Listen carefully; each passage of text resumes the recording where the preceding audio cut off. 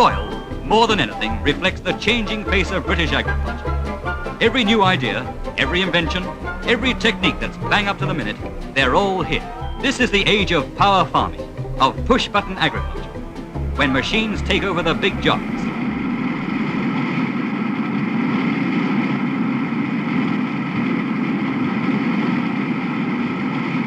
It may look like something from outer space, but dig that ditch. And there's plenty for the automatic reed cutter to do. Long-haired operators beware. And it's also advisable to keep your distance when the manure spreader's about.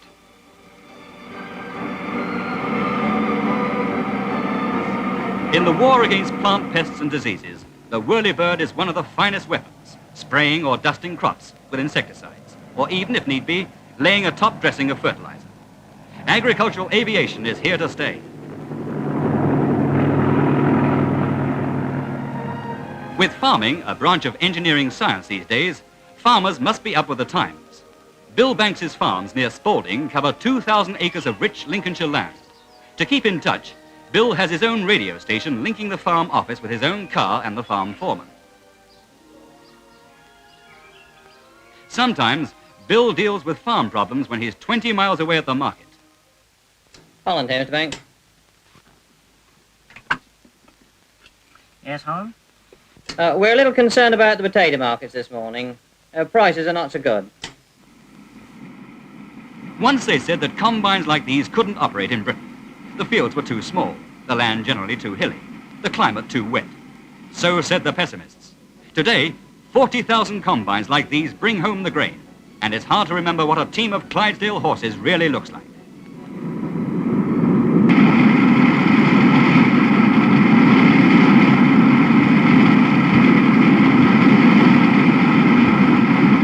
Nature, machines, man's ingenuity go hand in hand, and the end product is a store of grain stacked high in the nation's silos. Farming progress would never be possible without the backroom men and women, the botanists, the soil experts, the chemists and engineers. And here's one of the results of 7 years' experiments. A tractor a baby could drive. Well, almost. No gearbox. It's easy. As this scientist secretary knows, it's simpler than typing.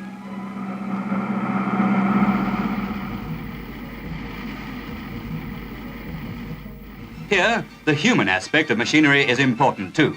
In this case, the comfort and health of the tractor driver. For a day's work on an average tractor seat can be like riding a switchback railway, or worse.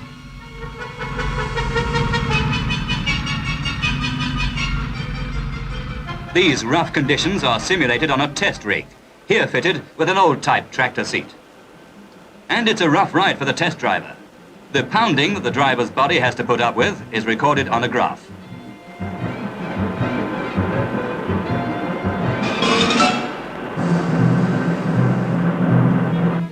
In the Institute's laboratory, the driver's rough ride can be transferred to a computer.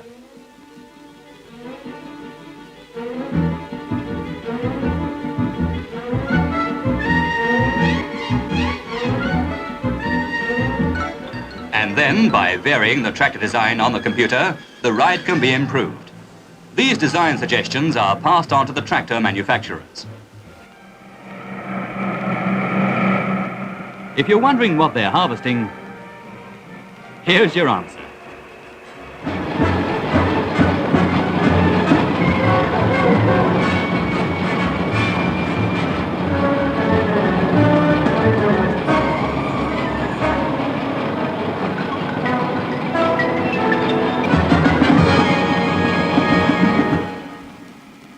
This is one of the largest intensive feeding units in the country. This is the barley beef production line, as precise and scientific as a car line at Coventry. And never surely were the customers more obviously contented.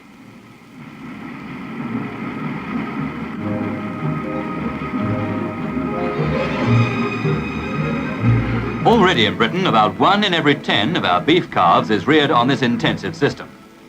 Keeping cattle indoors is commonplace in many parts of the world, often in conditions nothing like as scientifically controlled or as good as they are in Britain. It's a way, and only a way, of putting up our beef production. For as standards of living go up all over the world, So more and more beef is being eaten, and there just isn't enough to go round. The housewife, too, is getting new ideas. Today, she likes lean beef and smaller joints. The choice is hers. So a new farming industry is growing up. Intensively reared barley beef designed to produce the finished job in the shortest possible time. It's just one of the many changes that are going on in the farming world.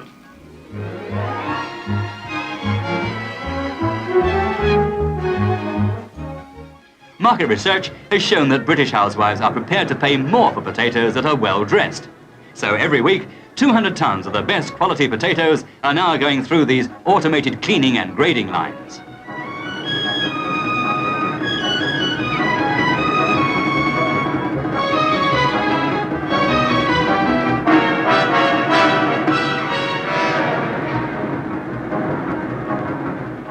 Hand-picked for size and shape, without blemishes or bruises, only the best go through for weighing and packing.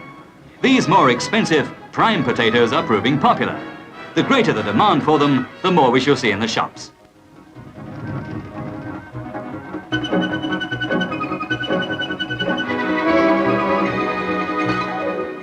Potato crisps are one of the reasons why Britain's consumption of potatoes has gone up over the last 5 years. Today, we are eating 300,000 tons of potatoes as crisps every year, and this figure is still on the increase. The reason, say the crisp producers, is that we're getting more and more into the habit of eating snacks.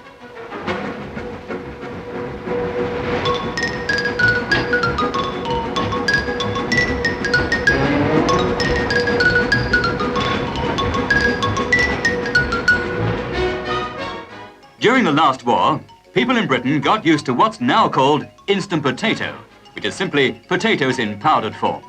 Water or milk is added to reconstitute them. Even today, 1 in 100 people buys powdered potatoes.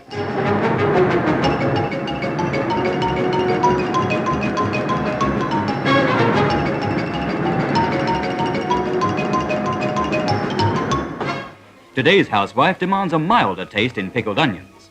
But if the vinegar is weakened too much, the onions go soft.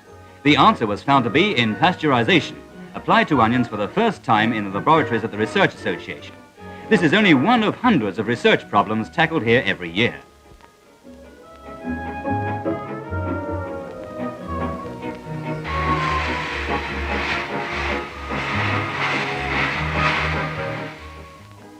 The very latest method of preserving food has been developed at the government's experimental factory at Aberdeen. This method is known as accelerated freeze drying, or AFD. A wide variety of dried foods has been produced, from roast beef to milk puddings. Ever thought of having 6 penn'orth of dried fish and chips? Well, you can't buy them in the shops yet, but that's what's going through the production line here.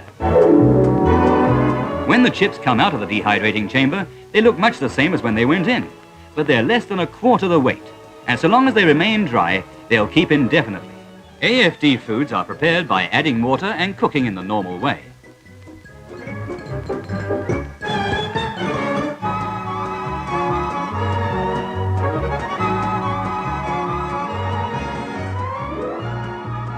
Oh boy, food. You're right there. Everything's either been pre-cooked, dried, bottled, frozen, tinned, vitaminized, homogenized, preserved, colored, defatted, sterilized, concentrated, powdered, or starch reduced. Food really is becoming rather a bore.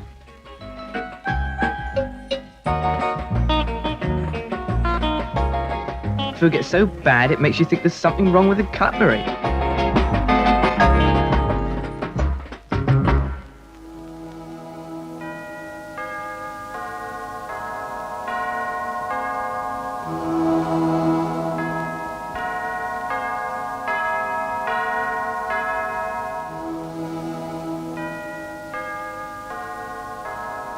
The village, like the city, takes Sunday quietly.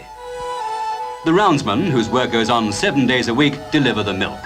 The car park outside the village pub is deserted. Sunday still hasn't woken up.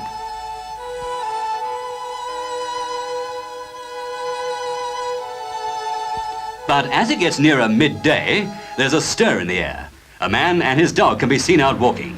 For noon is the time when the pubs open, when for masses of people, Sunday turns from rest to recreation, to getting out and about. One thing never seems to change. the Sunday pint in the village pub is part of the English way of life.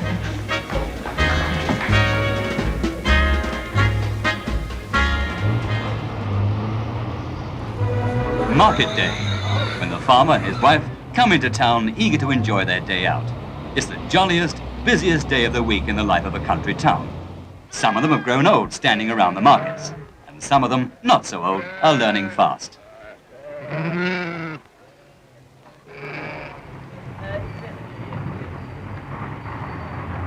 It's the jostling, exciting day when a man has time to meet an old pal, time to get into a huddle about the crops on the markets, when there's a break for a yarn, and maybe a good old grumble.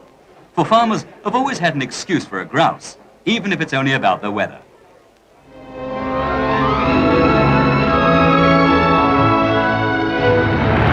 It's a race against the clock and the weather, in an unforeseen role for the RAF.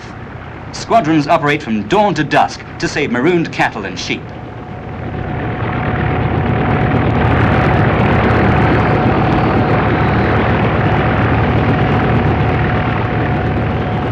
This farmer's in a hurry to help them land safely to pick up animal fodder.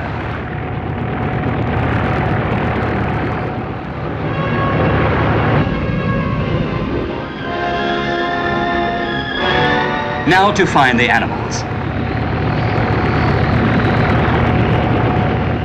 The deer down there will have to do as best they can this time. This mission's to save farm stock. And there they are, scared of the helicopter, but soon they'll come back to feed.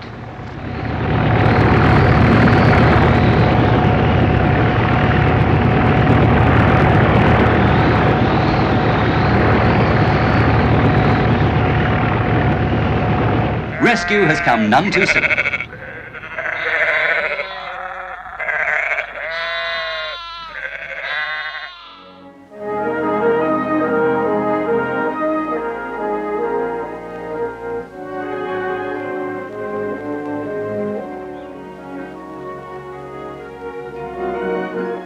Some of Britain's new forests, like this one near Aberystwyth, are so large that they have their own self-contained forest villages. Foresters, foremen and forest workers are supplied with houses nearby the woods they look after.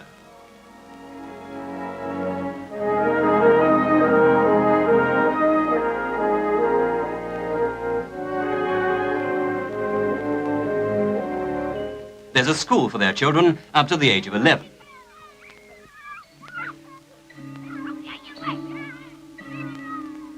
And the village shop is almost a club for their womenfolk.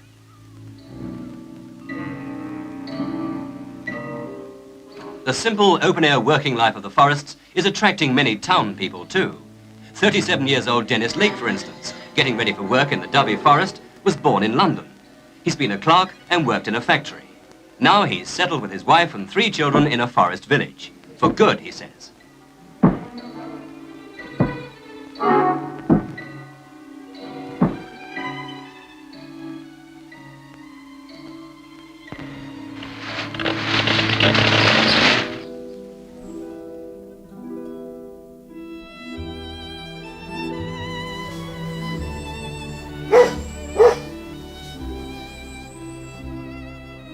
Could you break out into a life like this? Air to breathe, room to move. What a life for the kids.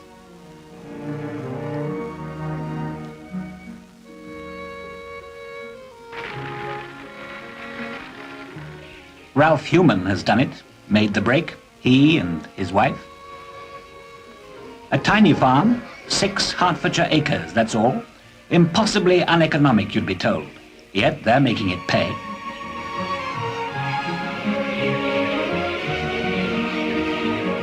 It can be done, but be warned. It's a vanishing way of life.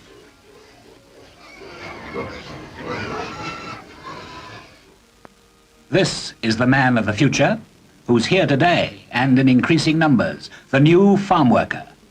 Farm worker, living in an £8,000 house, running a brand new car, earning over £1,000 a year. Yes, Don's a farm worker. But it'd be nearer the mark if you called him a farm technologist.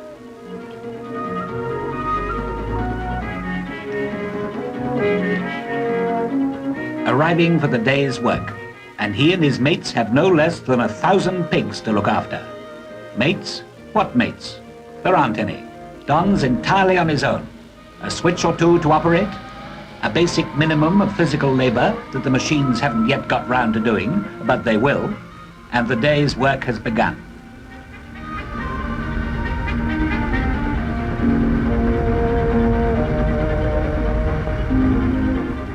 Waiting to be fed, greedy pigs. And breakfast is served. He'd like to be a pigman when he grows up, but by that time there'll probably be machines to press the buttons.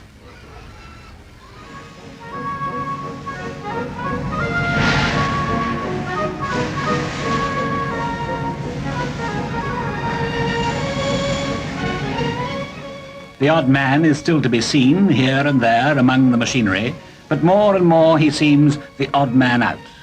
Already there is no technical reason why a farm should not be totally automated under electronic control. It can't happen in my lifetime. How often have we said that and been wrong?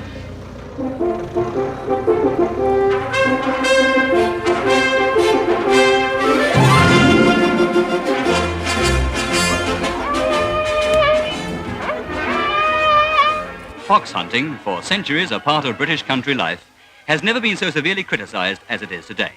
Yet, never has it been so popular.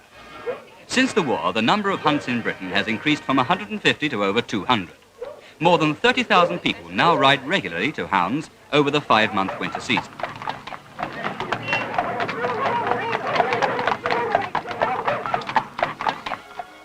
Before the meet, so that foxes cannot quickly dive for cover, all foxholes in the locality are stopped, a practice some people object to.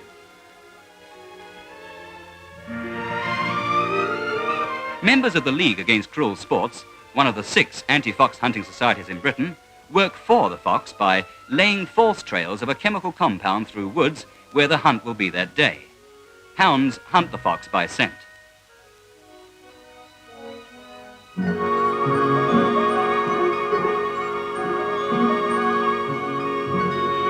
Despite all this, meets of foxhounds are getting bigger.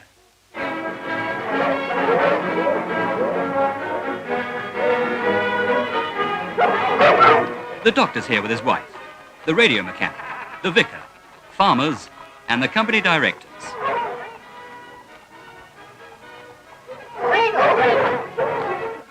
Hounds are getting impatient now, horses edging this way and that. It's 11 o'clock and the hunt moves off.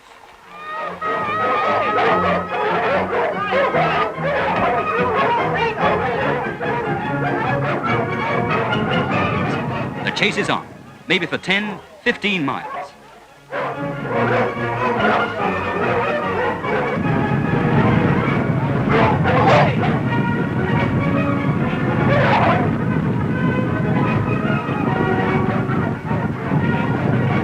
It's a chase that tests horse and man alike. The fox may double back, run through sheep to lose his scent, often pause on rising ground to look back. Only 1 in every 5 chased by hounds is caught.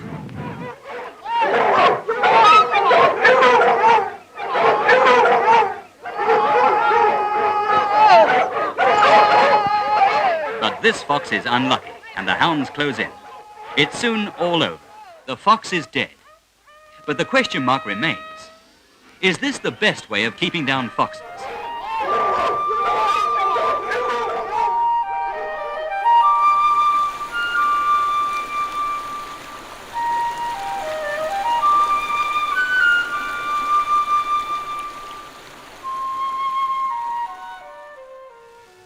Britain's main stronghold for red deer is still the Highlands and Islands of Scotland, where the Red Deer Commission was set up in 1959 to conserve and control them.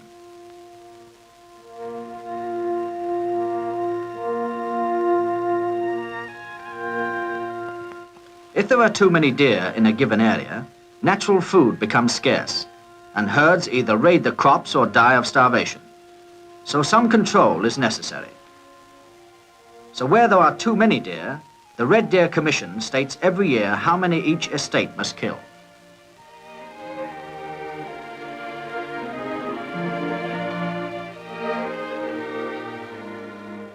I first went stalking with my father at the age of 8, which which was a terribly long time ago, and I've done it more or less ever since, with the exception of the war years, and I consider it to be the finest sport there is. What we're looking for is poor quality stags, old ones that may not survive the coming winter. Of course, the good quality stags are the ones we want to keep, and indeed we treasure them from year to year, as they are the ones that would increase the standard of our herd.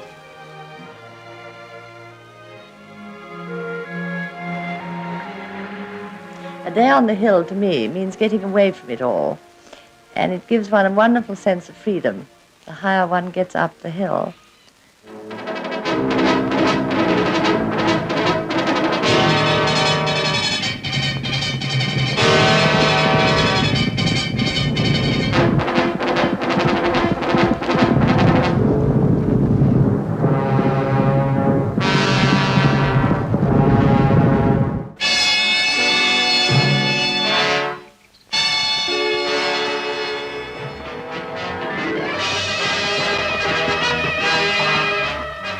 This is Hampshire County. Not Hampshire in the Wild West, but Hampshire, England. Yes, England. It's part of the cowboy cult that's sweeping Europe today.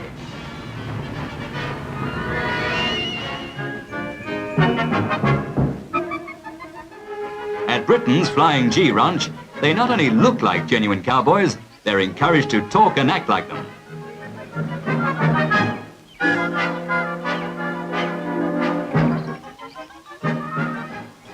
And of course, it's not surprising that there are cowgirls too, for in Britain, as in America, there's nothing like a dame.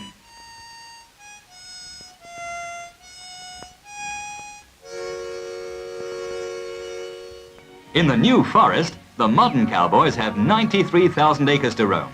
They seldom hit the same trail twice, and more are following the trend towards 1 horsepower Western style as an escape from the mechanized world.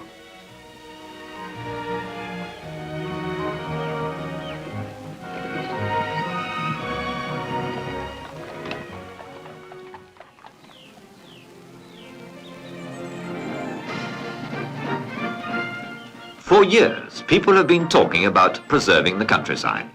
Much has been done, but there's no room for complacency. The New Forest in Hampshire contains 144 square miles of magnificent country and woodlands, and during peak periods, it receives 70,000 visitors a day.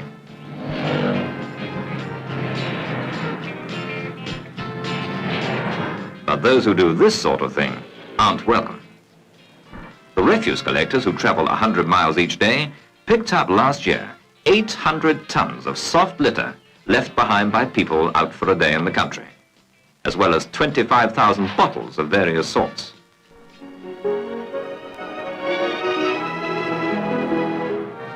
Britain's countryside is so popular with holidaymakers and overseas tourists that today the sheer weight of numbers of people and cars crowding into it is threatening the very things these people come to enjoy.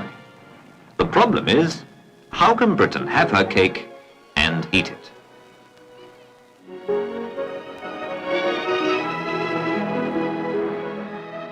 Out of the chrysalis, a butterfly is born.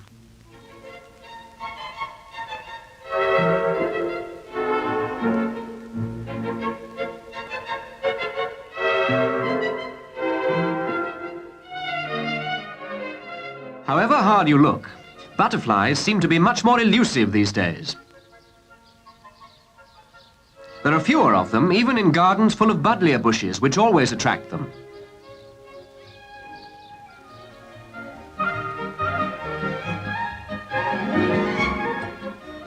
Why are there fewer butterflies in Britain today? The spraying of crops with insecticides may partly account for it. Another reason could be the cutting back of grass verges in the countryside. But scientists say a more likely cause is the loss of wild plants on which butterflies feed, as more fields are cultivated or built on. Also, increasingly sunless summers could mean less breeding. One thing is certain: the shortage is not caused by too many butterflies being collected. Some people think too much fuss is being made about the shortage of butterflies. Maybe next year, they say, the balance will have redressed itself and they'll be back in greater number.